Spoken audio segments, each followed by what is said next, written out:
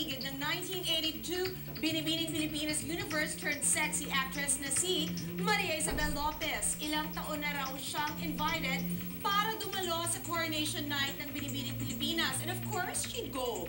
Pero this time, sa hindi malamang dahilan, ang organizers dinedma ang beauty niya. Di lang yan. So, she went to the coronation night anyway. Tapos, biglang, pinapaalis pa siya. Kawawa naman. Ngayong gabi lang, we got her side and she is angry. This report from Cheska Litton. Now na. Usap-usapan din sa Binibining Pilipinas Coronation Night ang di umunoy pagpapalabas sa coronation venue kay 1982 Binibining Pilipinas Universe Maria Isabel Lopez dahil sa nagpumilit raw itong pumasok manood ng pageant kahit hindi ito naimbitahan. At sa eksklusibong panayam sa kanya ng SNN, nilabas ng beauty queen ang kanyang sama ng loob. Is it true na hindi ka raw nakatanggap ng invitation? Hindi ako nakatanggap ng invitation, hindi rin ako nakatanggap ng complimentary tickets.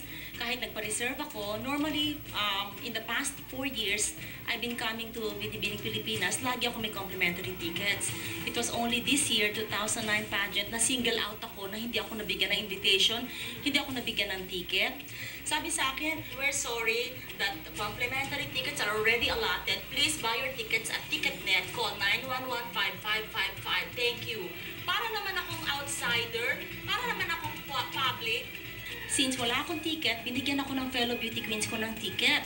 Nung nandun na ako, nakaupo ako dun sa place ng mga past beauty queens. Tapos yung usher, nilapitan ako, hinanapan ako ng ticket. Tapos niyan, dumating pa yung head usher, parang telling me to move. Pinapalipat ako ng somewhere in the back. Tapos sabi ko, place to ng mga former beauty queens. Hindi naman totoo na pinaladkad ako ng gwardya. Si Mirna Borromeo, nung dumating ako doon, sinabihan niya ako ng, sabi niya, bakit ka nandyan nakaupo? Dapat di ka dyan. Nakaupo din si Aurora P1. Sabi ko, o sige, aalis na lang ako pagdating ni Aurora. Tapos, after a while, after 2 beats, sabi niya, ikaw naman, you have to wait to be invited. That is so rude. Advisor pa naman siya ni Stella Marquez Araneta. Stella Marquez Araneta and the Binibining Pilipinas Charities Inc. You can stop me from attending Binibining Pilipinas pageant at the Big Dome, but you cannot stop the fact that I was your Binibining Pilipinas Universe 1982, and here's my sash. That will not be taken away from me. That's all, thank you.